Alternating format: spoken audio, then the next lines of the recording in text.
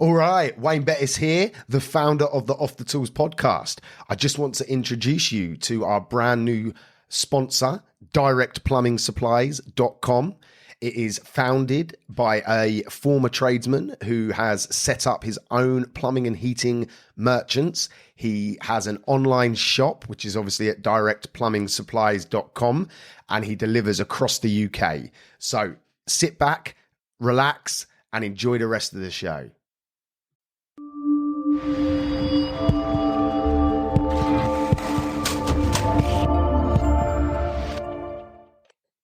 All right, Wayne Bettis here in yet another session on the Trades Growth Summit. I am super excited to speak with this gentleman I'm going to introduce now. You know, not only is he born and bred from Luton, which is my hometown too, you know, he's just an inspirational guy who is going to take the boxing world, or is taking the boxing world by storm. Let me introduce Mr. Jordan, the Wanderer Reynolds. Welcome to Trades Growth Summit, Jordan. Thanks for having me, mate. Hope all is well.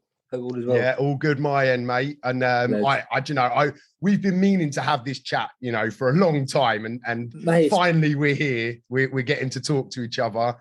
We don't live far away, but you know, life's busy for us all. So it's been a while. It's been a while, man. It's as well. You know, it has, and I can't wait. You know, from a selfish point of view, I'm looking forward to this interview. You know, to hear what you've got to say and hear it from the horse's mouth. But for those of the people watching right now that don't know Jordan, you know, introduce yourself to us. Tell us a little bit about who you are and what you're doing now.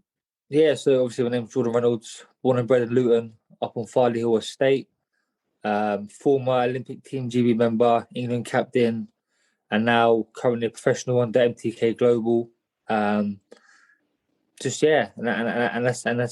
me, mate. I do a bit of swing and drive dancing here and there. I want to touch on that. Definitely. I don't know where I got that from, mate. But I do a little bit of that in my downtime, and just really, mate, just a normal lad, mate, from the estate, trying to push forward.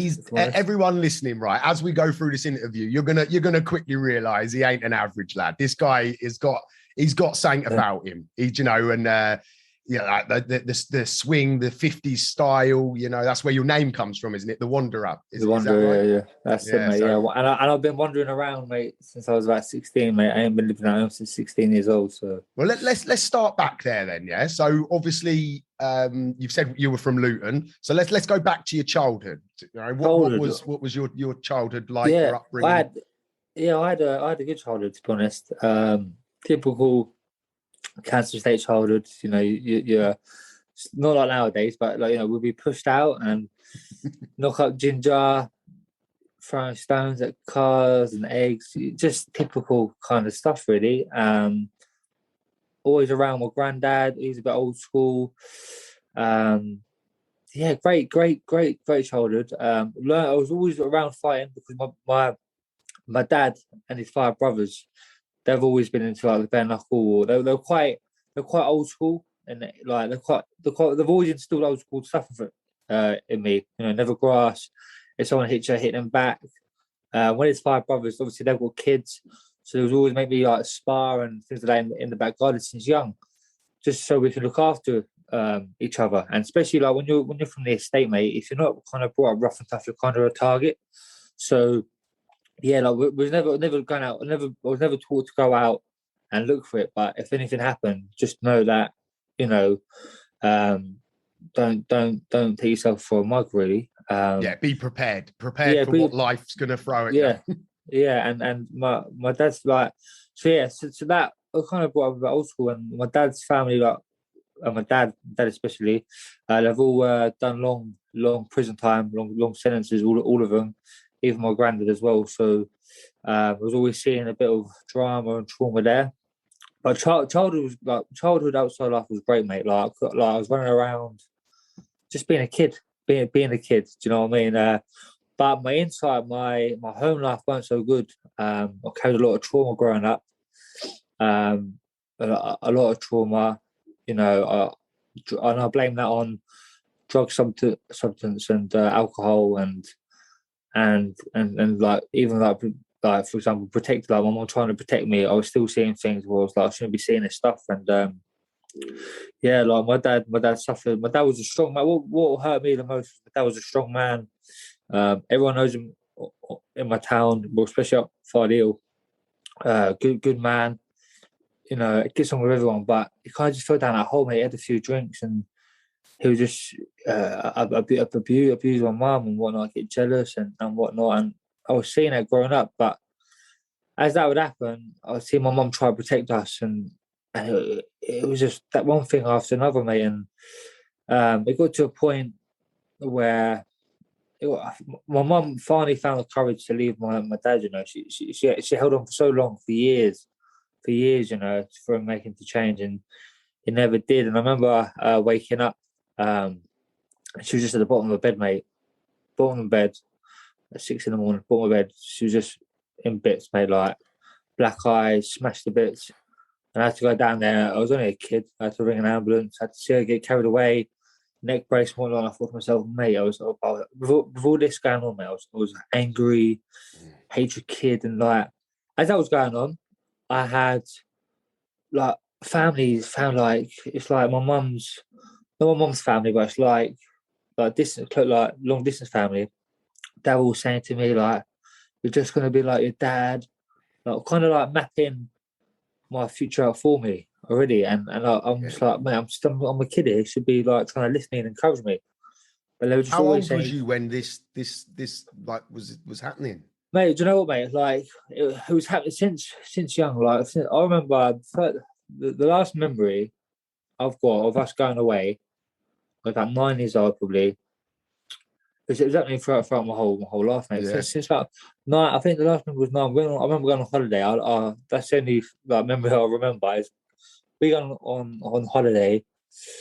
My mum dancing. I think my dad had a few drinks. I don't know what happened. I don't know if he got a bit jealous or whatnot.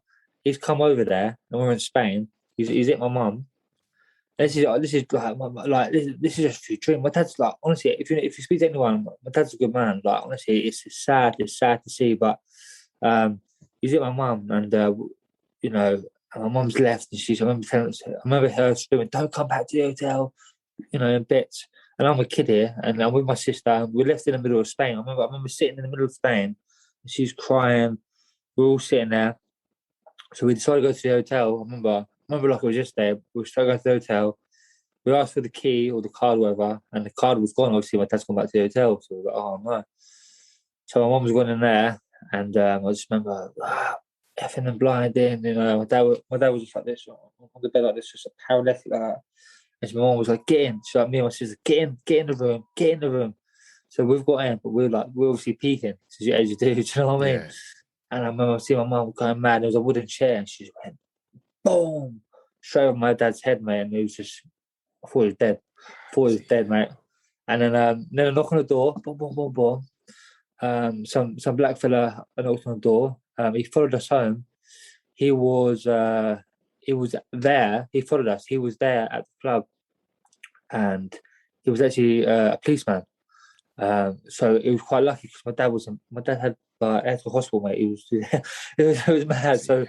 So yeah, like things. Yeah, it's mad how things work out. And then I remember like a couple of days later, picked him up from the hotel, got back home, and then it was just drama from then, mate. And then my mum got the courage to leave my dad, and then like risked it all really because we had nothing. And that's when we become homeless, mate. You know, we went to a refuge, and I had to grow up early, mate. I wouldn't dare ask my mum for any money. I've never asked my mum for money or even a pound, mate, since I was young. Like I've always gone out and made it, or even on my school dinners, get a couple quid. I'd go to the shop, buy sweets, sell them at school. I was making £10 a day, whatnot, and that would do it. And then from then on, as I was growing up, I'll see like M&S or Tesco's. They were always emptying their foods back at the shops because they expire in 4 or 5 days. The food was sound, but they just wouldn't have it on the shop. So I remember we used to drive up there and take all the food and take it back home.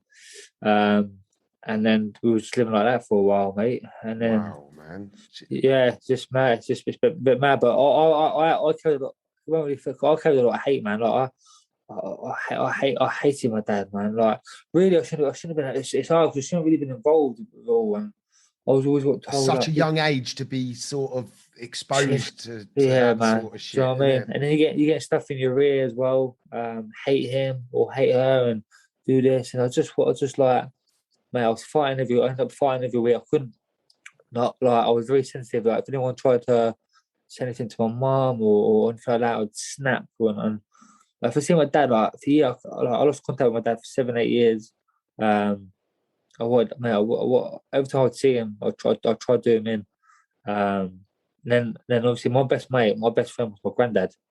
I loved him, mate. Like he was proper old school, from Londoner, bouncer, big tough, rough. I loved him, man. And I used to be there every day. I just lost contact with my whole dad's family, man. I shouldn't show. It's sad, but yeah, that was my kind of that was just things So like that, really.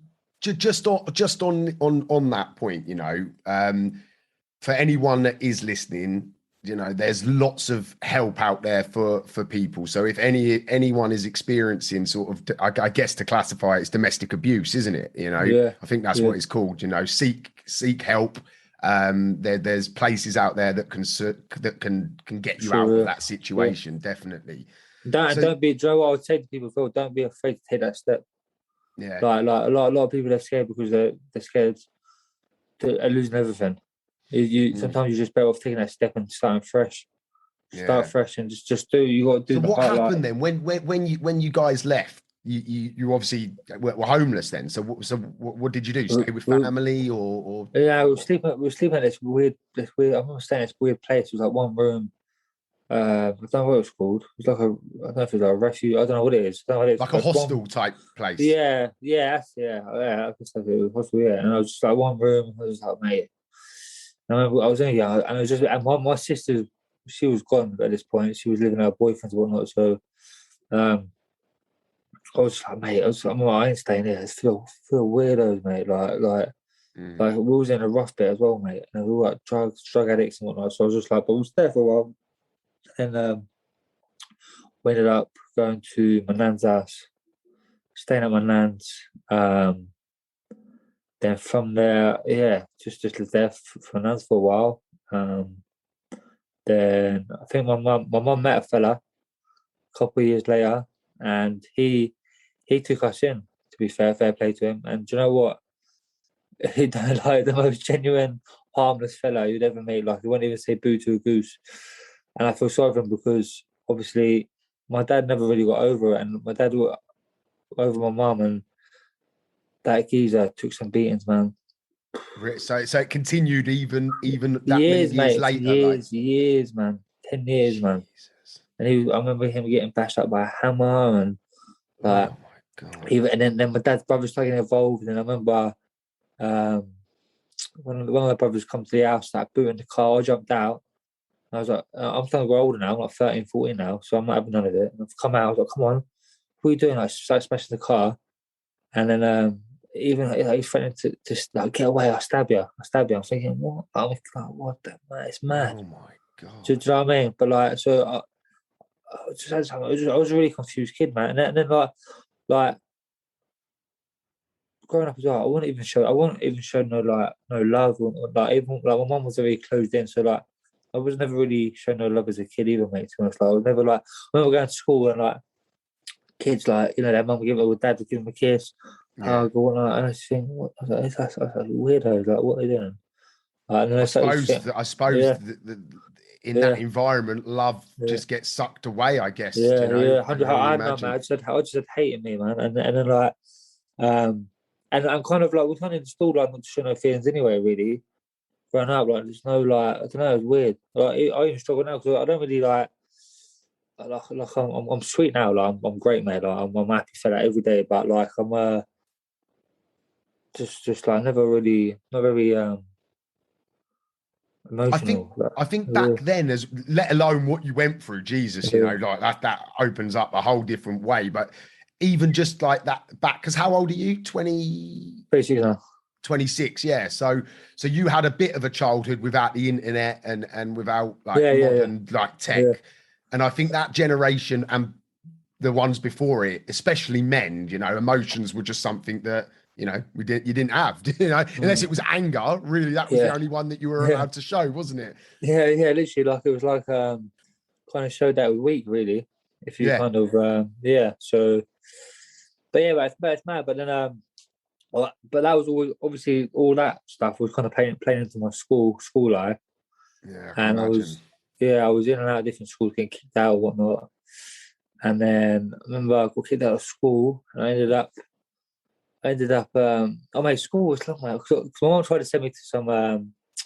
So my mom tried to send me to some village schools anyway, just so I'm staying away from the lads, which was the worst thing to do because I'm like a Council State kid. I just didn't fit in. I did not fit in at all, mate. Like honestly, like some of these kids were like brought up with a silver spoon in their mouth, and I just thought, mate, oh man, it's killing me. It was, and then I got sent to Man's Head, which was far, and this shows how much money we had. No money, mate, because or like, mate, sometimes if you could sell the stuff or whatnot. I was walking back from Dunstable the other day as a kid, man. I was like, wow, man, like, it used to take me an hour to walk home, man. Do you know what I mean? So you used to walk from Man's Head to Farley Hill? Yeah, as a kid, man. Yeah. That's not even a safe walk either. Yeah, no, I know, it's mad. But I used to come through the fields, but that started getting me a bit fit because I remember I started jogging back. And I remember started losing it because I was quite a chubby kid and I started losing a bit of weight. But we'll keep that at school anyway. And I ended up on South Luton. And mate, I was just always fighting. I was just always fighting. So at this point, were you doing boxing at all, or you just sort of learned from the people around you and just was just a fighter? I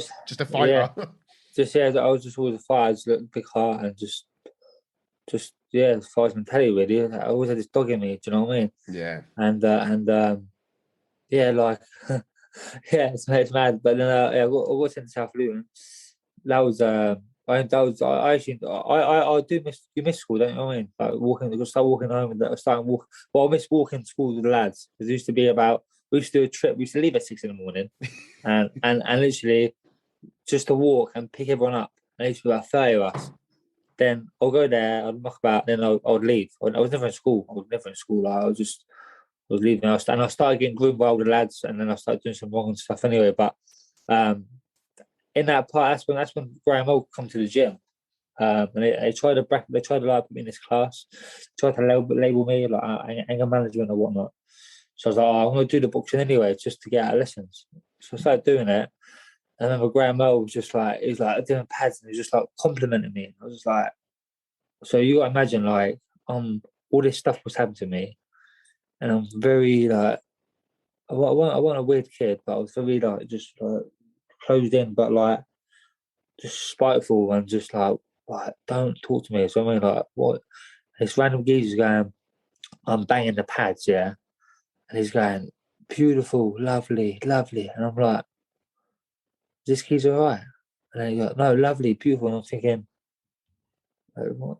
A bit weird, this, a bit weird that. Because he was showing, like, he was complimenting me. And giving you some positivity. Yeah. And I was like, I felt like, I was like, whoa, yeah. And he was like, wow, good work. I was like, wow, this is the first time doing that. I was only for about 6 minutes. For that 6 minutes, I didn't feel nothing. Like I felt like everything was gone. There was no pain. There was no chasing. I was free. Do you know what I mean? Wow. And then I think he must have seen something in me, and I was probably looking a bit bummy or whatnot. I was a bit rough and that. And then he offered me a job in the gym.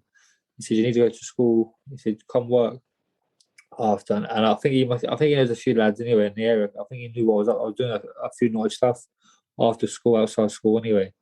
And he said, "Come." He said, "Come work at the gym, 4 o'clock. So from 3, you finish school at 3, be there at 4, New Bedford Road, and finish at 9." And I was like, all right. I said, I'll do that.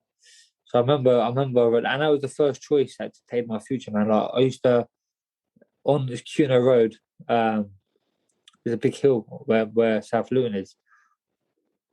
We used to go downhill into town, and that's when we used to, rob, steal, fight, just cause pure mayhem, mate. Just doing, and that's how it was, mate. That's how it was. That's how it was, all right. I stopped all that, man. I started running up the hill, man. Took me half an hour to get home. So I run home every day, get changed, and then be at the gym and run to New Bedford Road every single day, man. And I was there at 4, and I swear to God, I was never late. I was never late. And that's what just started making me just really started molding me. That was the start of everything, mate. That was the start of everything. And then I started doing a few things, and I was staying in the gym because kind of no one knew where I was. Local kid out of school anyway, and I was just there full time. And then he moved. So what was you do? What was you do? Just being a helper, basically, tidying, clean everything, mate. Everything, pads, training people, doing pads. I was like slave labor, really, mate. But honestly, I'm telling you. But listen, it done me wonders, mate. Like it kept me, and I started meeting some great people. I started to talk to people, and I was training people, and I was like, this is making me. That's who made me who I was, and I started knowing how to treat. But I've always known how to treat people because I saw sick growing up, how not to, and I hated that. Do you know what I mean? I've always been nice to people. Do you know what I mean?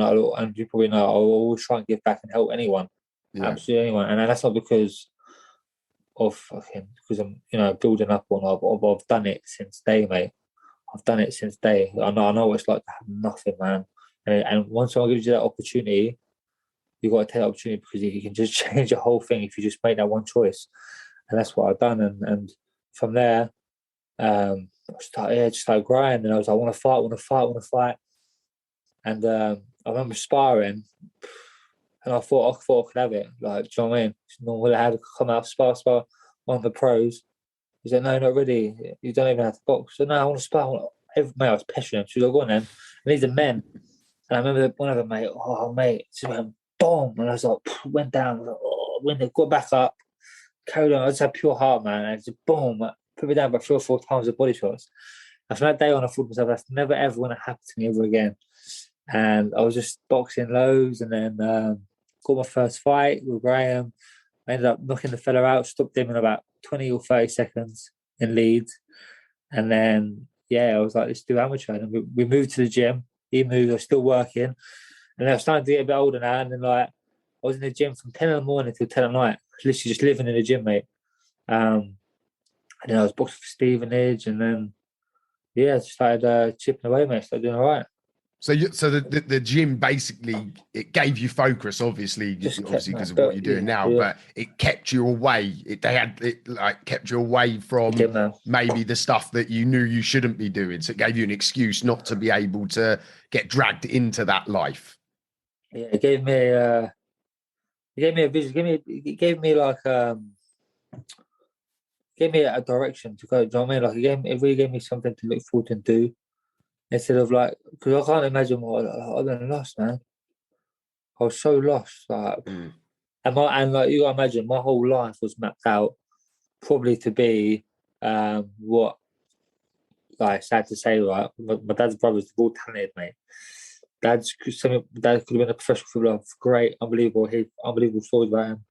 But my uncle, British champion, weightlifter. They're all extreme athletes. But they've all fell down that hole with too much drink, drugs. Could have been this, been that, pub. And I just thought, and that was the map. Go on, that's you're gonna be a failure, Jordan. Go work, go earn some money. And I had this thing in my head, man. And I've just been different. I've always just been different, mate. Honestly, from my whole family, I've always been. Just weird, mate. I've always been weird. Do you know what I mean? It's mad. And I just thought, fascinating to hear. Just so far. So, but by what age are we at now? Along this, 16, 17? Is it something like that? First fight I was at 16. Yeah. 16 now. So I had my first fight, and then went to Stevenage, and proper amateur gym now. Do you know what I mean? Proper amateur gym now. Had two fights for them. I won them. And then they ended me in the biggest championship you could go in.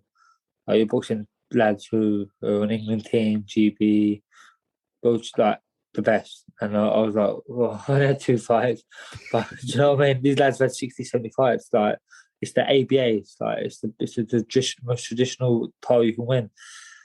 And so I went in it, and I remember boxing in the home counties, the first round, and that's supposed to be the easiest round.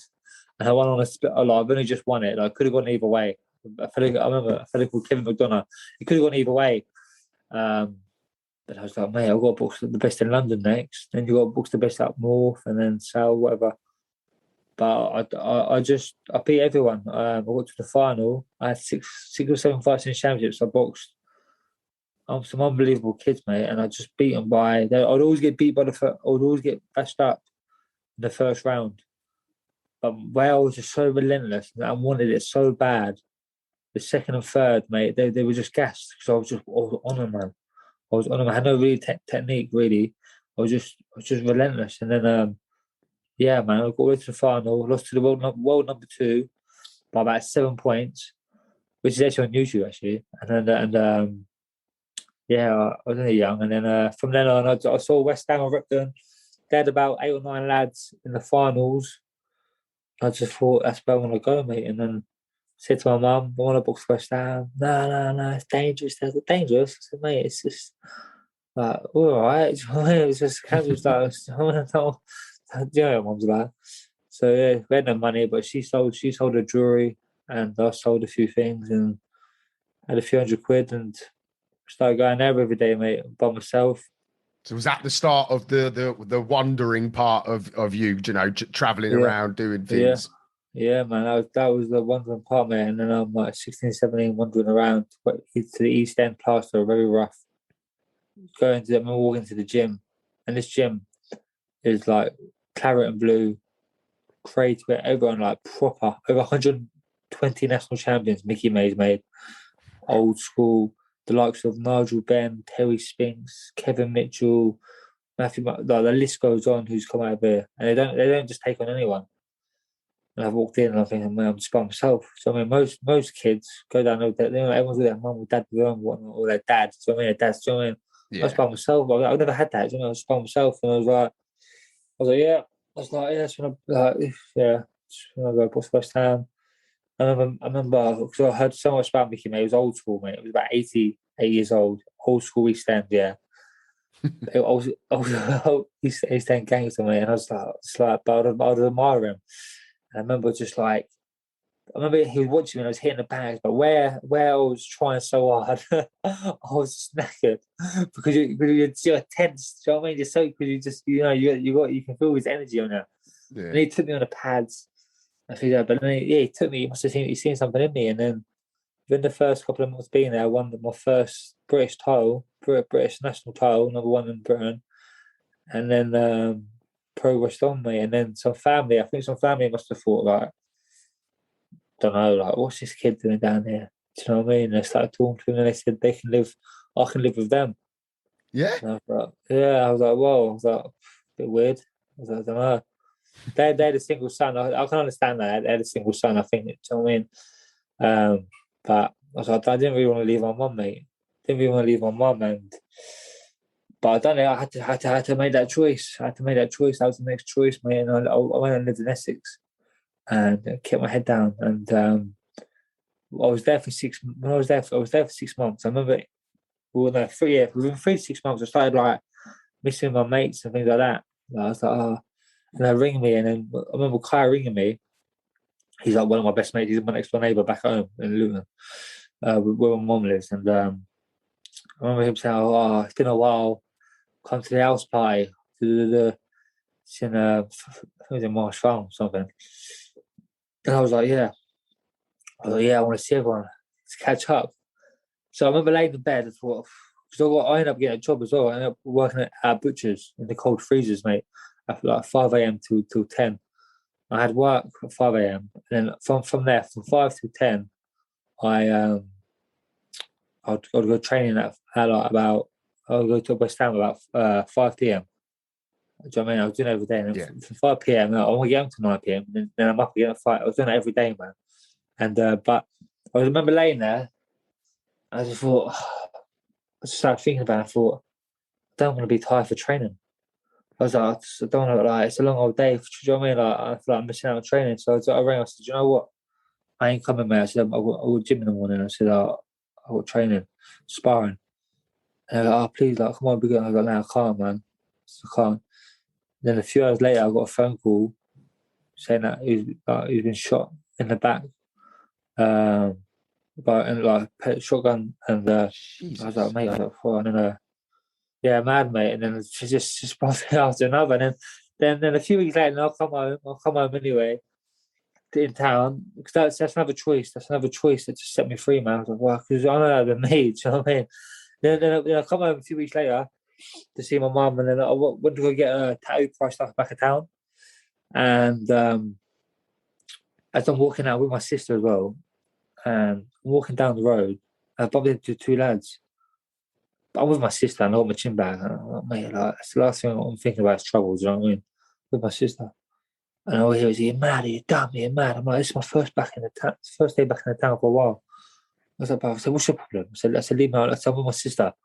"Yeah, you're mad." He must start walking towards me. I thought, fuck's sake. So I shut my bag down, and he just went to fucking hit me. He was an older lad as well, but it was like, it was pathetic. And I literally, it was like, I remember it, and it went bang. I don't know why they hit me. It went bang. As soon as it hit me, I just went. But at least it was like such a reaction. It went boom, boom. Just laid into him, and he was on the floor. And all these mates were like, "Come on!" I was like, "Come on!" I was like, "This is when this come out. The old me come out. It was raging." So I was like, "Come on!" So I walked into him, and he just pulled out a blade. And I was like, "Yeah." And I was like, "Oh, mate!" I was like, pfft. And I remember thinking, it's like slow motion. I was like, "Do I go? Do I not?" Do you know what I mean? Like, what? And then he just took that first step, and then oh man, he's just chasing me at the back of town. No one would let me in the shot. I was like, "You trying to kill me?" And then he'd run around, and yeah, man. I kept running around the coach trying to do me in, man. It's only for about 2 or 3 minutes where he's trying to get me, but it felt like about an hour. Yeah, So I I mean, that bet. Jesus situation, Christ. you know what I mean? Man, it wasn't like a little thing, it was like a big long thing as well. And I was like, fucking no. And then my sister screaming, ah. So I was just like, oh mate. And then yeah, man. Did that sum up why you needed to avoid being just always around that? Yeah, it just always gave me that thing like, yep, I'm doing the right thing. Yeah, doing the right thing. So back then, obviously you was an amateur. I think didn't you have over 100 amateur fights in your amateur career? Yeah, I had 112 fights, 98 wins. 98 wins. Yeah. Wow, man. So you pretty much I would say that's a domination of the amateurs, isn't it? For what you were doing. Yeah, done well, mate. Like I only kind of lost, like in say finals, or like when I went to the Olympic team, and I started traveling the world boxing, like world level fighters. So that's the only reason. So how long? So what was the pathway to get into the Team GB setup? I went to Hoddesdon. Mickey May passed away. Heartbroken. Yeah, I can imagine. I moved back to Luton. Went to Hoddesdon. Went to Hoddesdon. Hoddesdon set me up another level. Now I've turned senior. I'm a young kid fighting men. And yeah, so basically going to championships, like the ABA's again, but it's like seniors now. But I was only, I think I was 17 or something, right in. And then I think I got scouted really for England. England first. They were watching me, and then yeah, I ended up having about 12, 13 fights for England. Won them all. Become England captain. Then I took a fight on late notice. It was 2 days notice against the Commonwealth champion. He beat what's that lad? He beat Ben Wicker. Yes, yeah. Yeah, he beat Ben Wicker, who won a silver in the Olympics. Things like that. I took a fight on short notice. He's from Scotland, and he was in Scotland. I thought, you know what, this could be my way in here. Do you know what I mean? Yeah. So I took the fight and went over there and I beat him, mate. I beat him in his own back door, and then things started following from there. And I got an email saying you got GB trials, Team GB trials, and then yeah, man, it was it's nerve wracking being up there, man, because is that over in Sheffield? Is it? Is that where the Team GB stuff happens? Yeah. Yeah, and it's like when you go there, it's even harder because you're trying so hard to impress, and you're pushing yourself to the limit, man. And like obviously, there's 4 or 5 people at each weight competing for a place on the team, and then each you get 3 trials. And then I've done my first trial, then I've done my second, and then look, each trial there was less and less fighters, and the second trial there was only 2 of us left. I thought, oh mate. Then I got asked on the last trial, but a week before my last trial, I bloody I remember this because back then I was sponsoring you, wasn't I? I that's believe. it, yeah. And I remember, what was the injury? Torn bicep, was it? That's it, yeah. Ruptured my bicep tendon. I hit someone, and it come off. Boom! And it come off. It went down here, all right. And everyone was like, "Oh, nah, it's just a muscle spasm." I'm thinking, I was like, but I didn't know, man. I was like, oh, mate, it was horrible. I even tried to carry on sparring, and it was down here. And then I finished the round, and they got the ice. So I'm icing my bicep. I drove home, and I thought to myself, you know what? I'll wake up in the morning. It should be all right. As you do. But I woke up in the morning, mate. It was like that.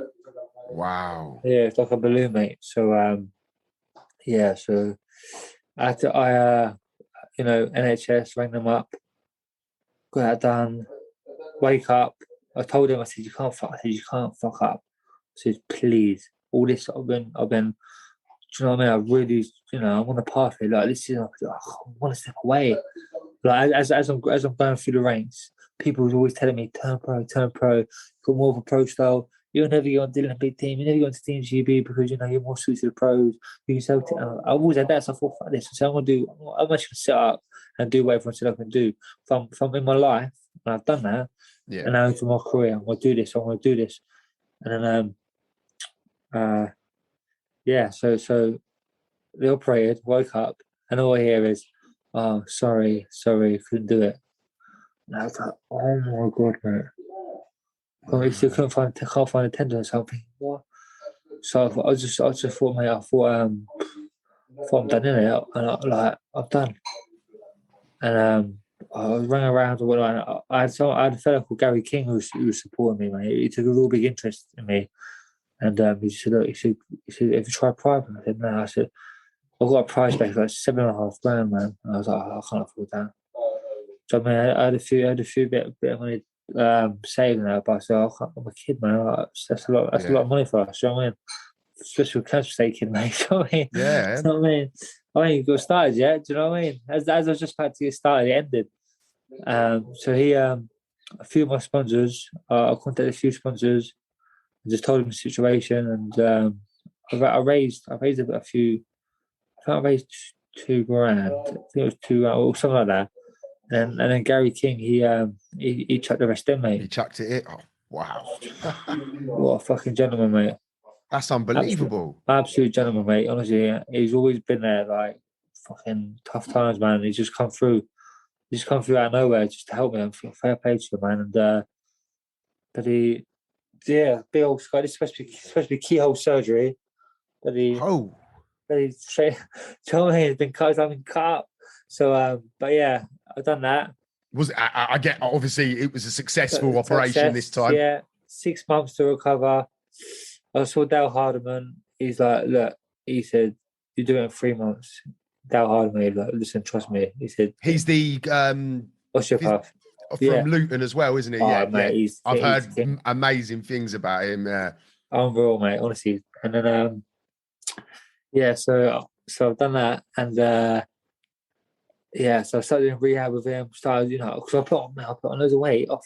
I was looking at videos the other day, and I was like, man, I'm jogging. I was just eating for comfort. When I get sad, I don't dwell. I don't stop anything. I still carry on grafting, but I'll just eat myself sick. Do you know what I mean? Yeah. And that's what I was doing.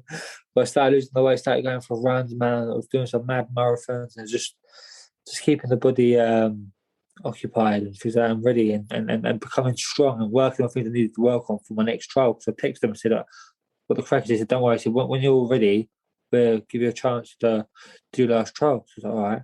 So that was in my head. And then I remember the rehab was done and I was allowed to spar. And I got a phone call from James DeGale. And he said, and he's sparring, for his world title fight, whatnot. And I was like, oh man, I said, what? This is a perfect chance to see if I'm ready. Do you know what I mean? And I went there, supposed to do 3 rounds, just not to, you know what I mean, it's my first fight back. Mate, I was flying. I ended up doing 6 weight rounds with every day he hired me for. And then I was all right, Sam, I'm ready. Rang them up, done my trials, sparred with the Olympians from Rio.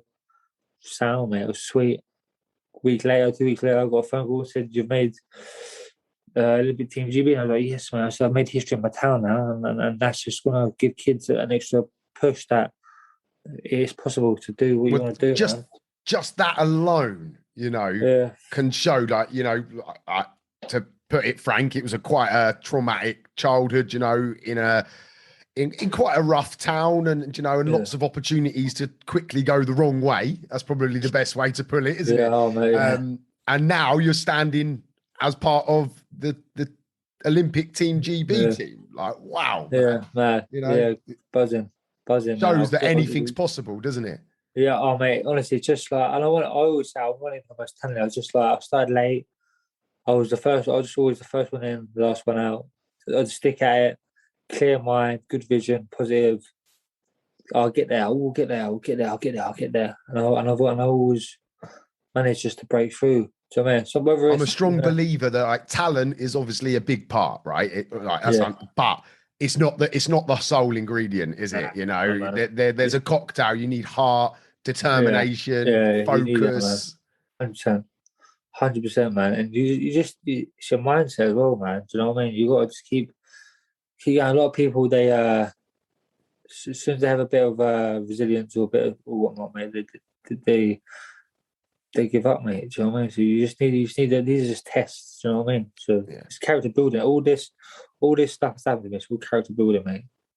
Do you know what I mean? Really is, and it's like it's built true resilience in me, built mental toughness within me, and I genuinely believe that life for all of us is like a filtration system. And we get these tests, obviously everyone has different, and if you get through them, you don't fall through the filter, so to speak. And that's how you sort of rise up the ladder. I always see it like, how do I see it? I was saying to the message of there, I was like, it's mad. My life's like, if you're living and you're trying and you're pushing forward, and you're not trying to do anything normal. You're not in your comfort. You're not just like, put along. Your life is like, do you know if you're in hospital and you're in the operating room and you got a heart monitor, you got the beep beep, and I always say that's life, mate. When you're living, you're trying. 1 minute you're up, and boom beep, you're down, then you're up, then you're down. Do you know what I mean? It's always high, and it's low, and it's high. Yeah, that's when you're living. But when you're dead and you become just self for what you don't really want, it's a flat line. Yeah. And that's how I see it, man. If you're you have to fail, man. Fail creates success, don't you? Don't it? Do you know what I mean? Fail forward is a phrase that I use a lot. Yeah, fail forward. Yeah, exactly. And I think you nailed it with the comfort zone. When if you build it, let's use your muscle, your bicep as an example, right? You had to put that through pressure. You had to push it to its limits to rebuild it and grow it and sort of regain that strength. And if you're in your comfort zone, you could have quite easily just sat back, and did some boxing coaching and whatever. Do you know what I mean? You could have mustered up a living with just the reputation that you had built to that point, but you pushed through that, which is, it's up there, isn't it? The battle must have been up there more than anything else. The real battle. And Joe, I remember it was the first time, man, I ain't cried in years, man. And it was the first time I had just when we get out of the hospital, I was morphine than drugged up, right? And it just left me. And I was just like I was by myself, and I just had a little cry, and I was just like, man, life, do you know what I mean? Like, it's always, and especially me, I was just like, always, do you know what I mean? I was like, and I had a few days, and I was like, all right, let's get back on the horse, man. Do you know what I mean? Yeah, yeah, no. So it's so inspirational, I tell you. But I've always had it, man. And even on Team GB, mate, I thought I ended up doing a whole 4 year cycle. And I just had trials and tribulations, man. Like, I was going there, you're training 2, 3 times a day, but then I started overtraining and I was getting injuries left, right, and centre, man. So was you I was staying up in Sheffield at this point, yeah, or? yeah. You'd stay there for the week, for half the week, and then I'd come back. But I would train. I was always training. Like, I really should have been resting, but I was just always training. I started getting the niggles and whatnot. Then, to be fair, the last year on Team GB, mate, I had a great year. You know, I should have broke through. Like, I won. I was the last middleweight to win all the golds. I beat European champion. I won a gold in Russia. Boxed, 5, 6 times within a week. I smashed it, mate. But yeah, like, yes. So can you talk about like what happened towards the end of that TGB experience? It just mad. Like, I just feel like, so I don't really. I just felt kind of. I felt like like I said, everything happens for a reason. Do you know what I mean? And I guess I feel like I'm kind of a bit blessed from not going anyway. To be honest, because what happened was I had the year before everything. I was doing. I done strength and conditioning over there with them, right? And I done this thing. I done my back in, mate. I slipped the disc in my back, right? And I had sciatica, bruv, down my leg, mate. It's horrific. I was like, oh my god. Again, I'm thinking, mate, I had this for a whole year, right? But I was like, I need in my head. I kind of got in my head that I couldn't stop because I wanted to go to the Olympics. Yeah. So I had this pain. I had to sell my. People don't see this, right? I had to sell my car, yeah, because it was low. I was going to train to Sheffield every single day, right? And I had to stand. I was standing up on the train because I couldn't sit down because of my back. It was a horrific pain. I was going to meetings, standing up like this. It's perfect. It was pathetic. Honestly, I really that for many years. I hate. I just hate everything. But I just had to suck it up. So was that sorry to stop you mid flow, but I think that's quite an interesting point. Was this you not willing to rest, or was the pressure that you couldn't rest? Do you see what I mean? Like both.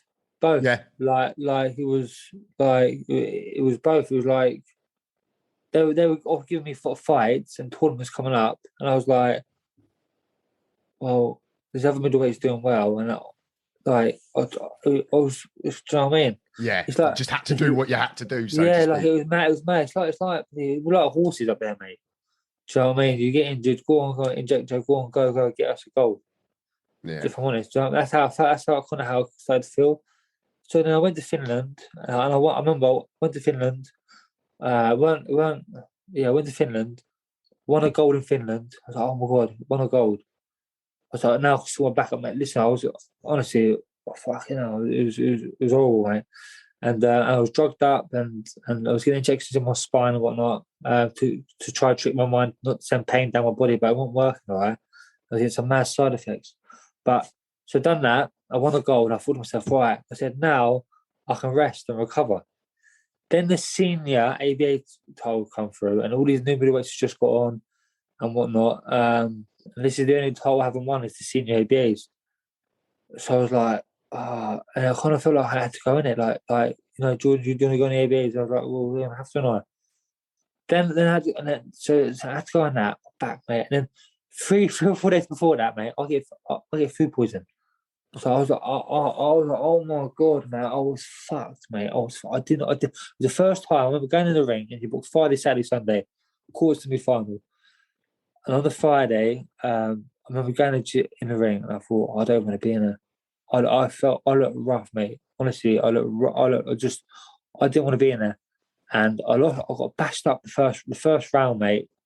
Mate, I was like, oh mate, I'm done. Then I thought I sat back in the corner where I slapped. And my coach was like, what are you doing? I said, come on. So I thought, do you know what? Because GB, they wanted to box a certain way. I thought, do you know what? I'm going back to my old way.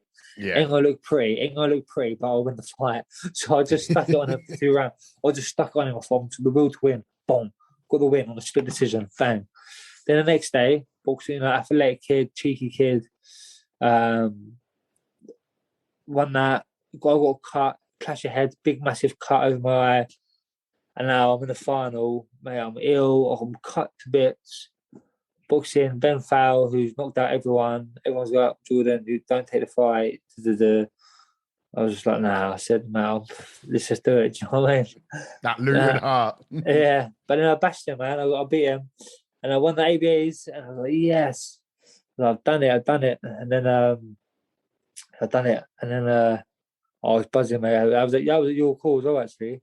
And then I remember mate, the whole Luton, mate, we just took over Shoreditch and mate, it was mental. And then I had a few, no, I could rush then. And then, no, I had that. Then the World Series boxing came, in Croatia. Mate, it was one thing after another. So I was like, I'll do that because it's 5 rounds, it's no head guards, no vet, it's like the pros. Yeah. So I said, I'll do that. And then I won that by stoppage. And then I started resting. And they said, you can rest now. I was like, oh, man, I've do you know what I mean? Surely they've got to push me forward here. Do you know what I mean? I suffered, put all that dog work in. And I suffered, man. I did, man, honestly. And so I'm waiting. I'll get a phone call from McCracken saying, Ben's pulled out in the World Series boxing. This is the semi-finals of the World Series boxing. We're against Kazakhstan. He's the best in the world. Like, I mean, this is like that. That's savages, mate. Yeah. Do you want to box? I was like, I haven't trained. Like, what? Against the world number 1 or world number 2, whatever it was, from Kazakhstan. 5 rounds. So I was there. I thought about it. I was like, yeah. So I said, yeah, go on. This is it. I said, I'm doing this. I said, I'm going to rest my back, man, because I went out there, mate. And I don't even know how I done it, mate. I had to lose like 6 kilos within the night, mate. It was a nightmare. I went there, it was on TV, I was fat. I was literally fat, and I was just like boxed for number 2, mate. But it was a close fight. Man. Everyone's like, oh, and that's when everyone's like, do you know what I mean? Like, it opened a lot of people's minds, just like, yeah. No. And then I just rested. And then after that, I rested. And then the year later, I won everything. And then, yeah, I guess if it happened, because I was joking, because it was like the qualifiers were coming up. I started getting a bit like, I was like agitated, because like, are they going to send me out? They weren't going to tell anyone. Do you know what I mean? Which ain't fair on you, really. But I was like, I was joking around with the lads. And I was like, imagine, because the first qualifier was in London. I was like, imagine I get sent to the first qualifier, and because you don't know who you're going to draw. It's a random draw, Cuba, whatever. And I said, and I draw Ukraine, the first one. This Ukrainian, he's had 400 something amateur fights. Yeah, he's a fucking animal. He's just an animal. Like he stops Cubans, and he's very rare. Yeah. That's not like he's a savage, mate. And I said, imagine that. Because I don't know. Like, listen, I don't have out with him, but he's probably better than me, if I'm honest. So I said, imagine that for your own people in London. So getting ready, whatnot. I found out that what they were sending me. They're sending some lad who I beat in the best of British. So I got the young mate. I thought, nah, man. I was like, no way. Then I found out I'm not even reserved, and I was like, what? I said, what the hell? Like, I said, it just didn't make sense. Like, couldn't have done any more, mate. I could not have done any more. So I thought, you know what? I'm done. So what? It sounds like they basically just squeezed you out then. Yeah. So I thought, but then that fella drew the world number 1 Ukrainian. I couldn't believe it. I thought, oh mate, I'm so lucky. Yeah, in London, all right. Because in the Olympics, the only way that didn't go was my weight. So we had no one at my weight to go. Really? Yeah. So I was like, all right, sound. And then so I got out of the contract. The Ukrainian beat that fella. He's a savage. So why didn't they send anyone in your weight then? They couldn't. No one could qualify. Nobody could qualify. Oh, yeah. Right. Okay. Yeah. So before there was no one to select. So bloody hell. So like they picked these other lads in front of me to send who I beat already. But then they drew the fellow I didn't want to fight anyway. But we'll fight him, but he would have beat me, to be honest.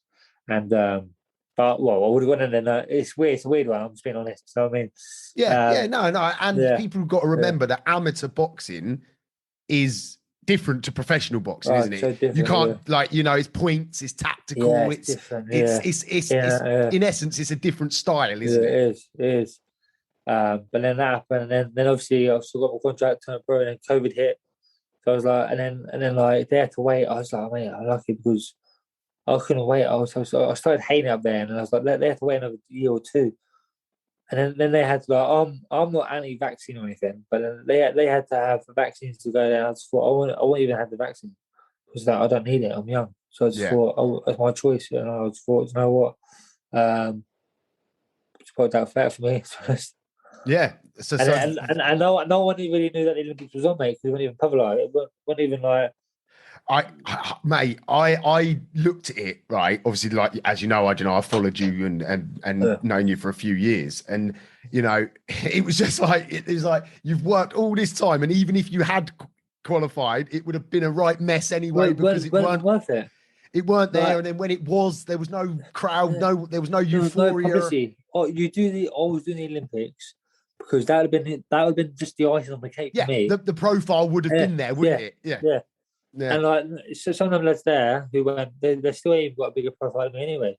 Yeah. To be honest, so I mean, so like, it's but yeah. You're designed for professional anyway, with your flair and your charisma and more fun, man. And obviously, I noticed you're obviously signed to MTK, one of the biggest like boxing outfits out there as well now. So how did that professional step take? I'm guessing you had been courted, and people had been tapping you up for a while anyway. I would presume. Yeah, I just got offered loads of stuff and I had loads of meetings. I just thought I weighed it all up. I just thought MTK was I just felt like it was genuine, mate, and they kept to their word, mate. During the COVID and all that stuff, they got me out twice, which was lucky, man, and pushing on forward. Now we'll go for 3-0. Come 29th October, mate, against an undefeated fella from Ireland. He lives in the UK now. So with professional boxing, it's still a journey, isn't it? You've got to build yourself up to that level, haven't you? Yeah, no again. But I'll be fast tracked. And I'll be in some like good fights. Like my first two fights. Do you know what I mean? Are not just your usual two fights to have. Do you know what I mean? Yeah. That last one with the I've forgotten his name now. Jan Arden. Yeah, I watch all your fights anyway, but yeah. That fella there is caused some big upsets, that fella, like on Matchroom shows, Eddie Hearn shows and whatnot. So like these are risky fights to take early, but I feel like I'm ready, I'm schooled. My next fight is someone who's got the same record as me. I'm climbing the rankings quick, mate. Do you know what I mean? Yeah. So I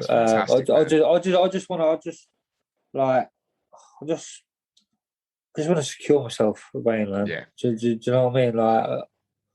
I think no matter, obviously you're a professional boxer, so it's a bit different, but for the guys and girls watching this, most of them are going to be self-employed, and they're just trying to secure themselves. I know it's a different industry of boxing, obviously. But it's the same. You need the same ingredients to make that happen. You got to take risks, and you got to go where the crowd don't go. As simple as that.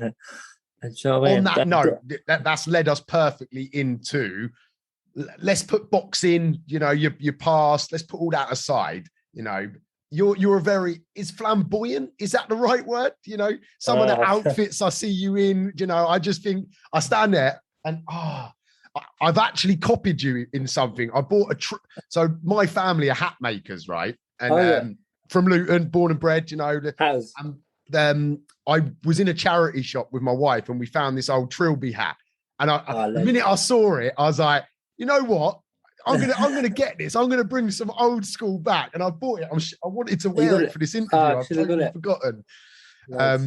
But you do dancing. You mentioned that you do dancing. So like, what and why and how did that part? How did you find that? Mate, it's weird. I don't even know. Like, I've always had this weird. Obviously I was growing up in UK rap and whatnot and things like that, And so I think music is a big influence on kids these days, man. Do you know what I mean? And it was because I was getting carried away. Like, I was listening to words and that. It's very hateful music, some of it. And then when I started boxing, I started traveling to West Ham. I started. I found. I watched a bare knuckle film, right, the night before, called Knuckles, and there was. I remember a song playing in the background. Right, it's weird, isn't it? This is how I found the music. It was a country song, Hank Williams, Lonesome something. So I searched it up, I listened to it, and I was like, mate, on the trains to West Ham, I was listening to these country musics. I love country. Yeah, man, and I could relate to all these stories, and I'll just be there traveling, and I'll listen to Hank Williams, and like I just don't know, and from then on, I'll come home, look on YouTube, and then I'll see all these like 50s people dancing, jive, and I just thought, man, I love that. Imagine doing the do that, and then obviously I was hardly seeing my mum, so I thought, right, let's do something with my mum. Do you know what I mean? I'll take her dancing or something. Do you know what I mean? And then that's how kind of that went about, mate. But then I don't know if she enjoyed it or whatnot, but I think I just got obsessed with her. I started doing it more than my boxing. I was like, I need to calm down. So yeah, it just came. But I just love it. I just love the whole look, that whole era, the whole thing, like the whole the gentleman, the aura, the everything. behaviour. Yeah, man. I just thought, I don't know, it's quite classy, and then I just thought, I like that's about me. I like it. And country music for me is like my favorite. They're stories, aren't they? My favorite is Coward of the County. I don't know if you've heard that one. Coward of the County. Kenny Rogers. I listen to it all the time. I love that story of like he was this little dweeby guy and then he had to stand up at one point. I love it. I listen to that sort of stuff all the time, and I think like you hit the nail on the head there, that music does influence you. Yeah, it can change your mood. It can change your mindset. There must be songs that you have that, like, if you need to do a good session in that gym or whatever. But I just keep it like I'll go by my feelings, really. Do you know what I mean? But I've always got like just 50s happy. Just like I just listen to, I love my music. Do you know what I mean? So what's next then on your journey? Obviously, from a boxing perspective, I'm guessing you're just going to climb up as quick as you can and get to, I guess, is it a British title you're going to be going for, sort of as the first? We'll see. I live in MDK, do you know what I mean? I just got to keep delivering and keep taking the boxing, mate. Yeah. And that's it, do you know what I mean? Keep building up. I'll get this fight. Then I'll get myself a TV deal coming up as well. So it's all there. I just take my time. I'm very like now. This, do you know what I mean? You've been very patient, haven't you, up till now? Like, and it's served you well so far. So, I honestly believe that you're going to be a world champion. I think your mindset, your determination, you've got it. And in boxing, you're going to get the opportunities, aren't you? Because I believe, you've got the crowd, you've got the support of like people that really want you to succeed, which is that's a big part of it, I guess, as well. Like having a team around you and. I've got a wicked following, like can't actually like fault it, like from all up and down the country. It's mad, mate. I get some mad messages. Like even my last fight, I was only allowed 50 people in. I was only allowed to have 50 tickets, and I thought, you know what I'm gonna do? I'm just gonna spread it out and see. Like I'd done like 50. I said I'll do 15 tickets head from the northeast. 50. I just spread them all out around the country, and obviously my family. That's what made, like I said, like when we can have full capacity, it's gonna go off, mate. Can't wait. Yeah, I'm excited. Yeah, A couple of things, we've already been going like 55 minutes, so we're going to have to be a bit quicker with these next few, but you've missed out some really good things, and I wanted to get them across, man. You went over to Money Mayweather's gym, didn't you? Oh, yeah. Oh, yeah. And how did that come about, and what was it like being like in the presence of people like that? Yeah, mate. Like, that's what I've always wondered, mate. Like, even before that, I went to Manny Pacquiao gym on my own. I went to LA. I got I've done a bit of work and I saved up some money. I spent it by myself 2 weeks. And I was just like sparring every day. But Money Mayweather was, I remember going there, walking in. They didn't like us at first. To be honest, like I don't know what it was. Coming there, two English lads, short shorts. Yeah. I come in. I said, to be fair, it was more of like a little break kind of thing to go over there. So we had a couple drinks. It was a bit hanging, to be fair. And I said, you know what? I said, I don't mind having a few drinks, I said, but I want to train every day as well. Do you know what I mean? And I want to go to the gym and spar. So my mate was up for it as well, and he was like, all right. And so we was hanging, mate. We were probably still drunk, to be honest. I've gone in there, and I said, I want to spar. And he was like, man, he's like, you don't want to spar. I said, yeah, I do. I said, I'd rather spar than hit the bag. Do you know what I mean? He's like, okay, I've got some. So we're waiting for about 45 minutes. And I thought, man, taking the mick out of me, man. Do you know what I mean? And so I said, look, listen, I said, I'll spar anyone. Because in my head, I thought to myself, the worst thing that's going to happen is I'll get knocked out. That don't really matter, does it? Do you know what I mean? That's what I thought. So I thought, all right, let's just do it. So my mate sparred first, done the filler in. Then I sparred some fella. I think it lasted, because it's a doghouse. There's no rules. It's like the first one who quits, like it could be sparring for 45 minutes or something. Whoever quits. You know what I mean? I got the geezer out there in about 6 minutes, and then after that they just loved it. Like, man, you's a dog. You English lads are dog. You're a dog. And they just invite us down every day, and then bloody the holiday turned into a bloody training camp. And then I was just there 2-3 times a day, and then sparring Andrew Tapiti, world champion, Kevin Newman, all these mad names, and doing pads with Roger Mayweather and all that stuff like that. So yeah, that was good. That was a good crack, mate. I bet it was. Yeah. Vegas. It looked like fun. I was watching your stories back then, and there you go. I've just got my wife to get my hat. There we go. She is. Love it. I love it. I think I put it on the wrong way, but there you go. I'm trying. My kids won't let me leave the house with it on yet, but I'm building up to that. They don't know it. Right. Okay. So we've been on for like an hour now. It's been powerful. It's been emotional as well. Thank you for sharing some of the earlier stages of your life.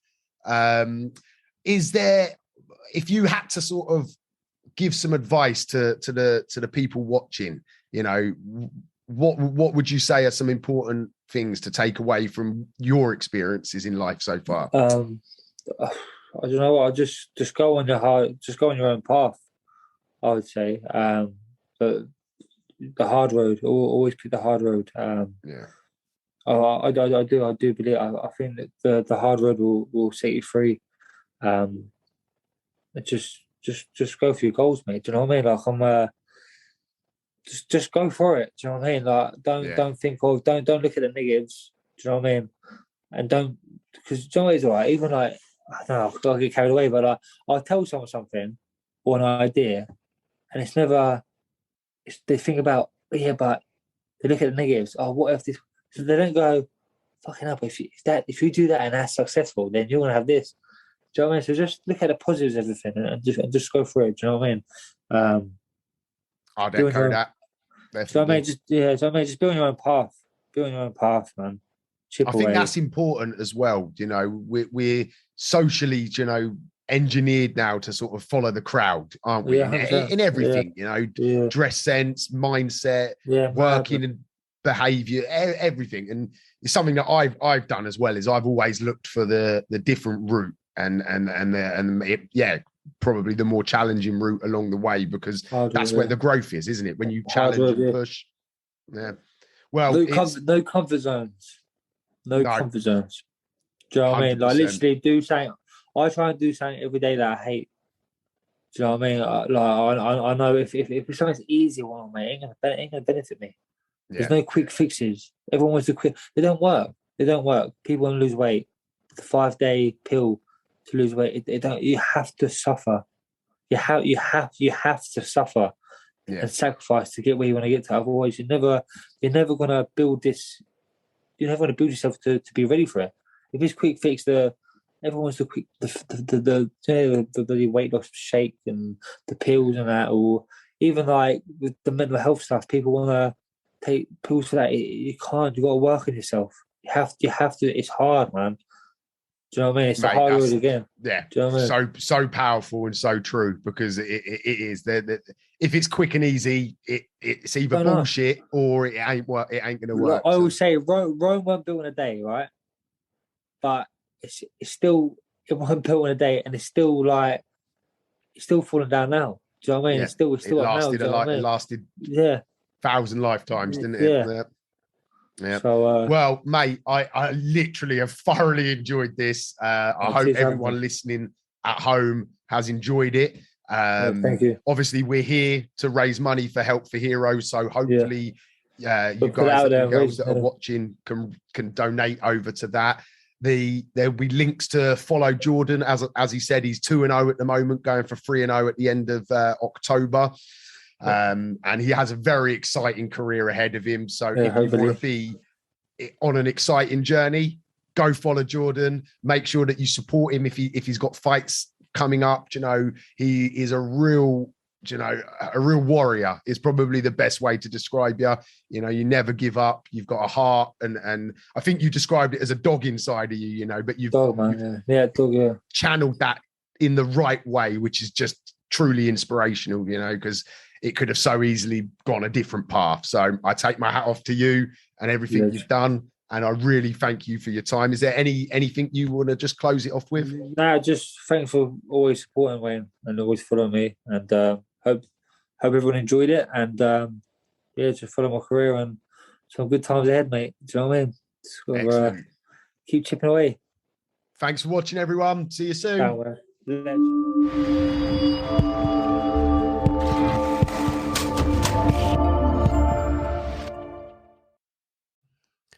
I really hope you enjoyed the show. I just wanted to pull it out there for anyone listening that I offer business coaching, but also life coaching. My life is centered around something called the 3 Bs, which stands for body, business, and balance. When you work with me as a coach, we tackle all 3 aspects of life. So you as an individual, body, mindset, health, fitness, knowledge, education.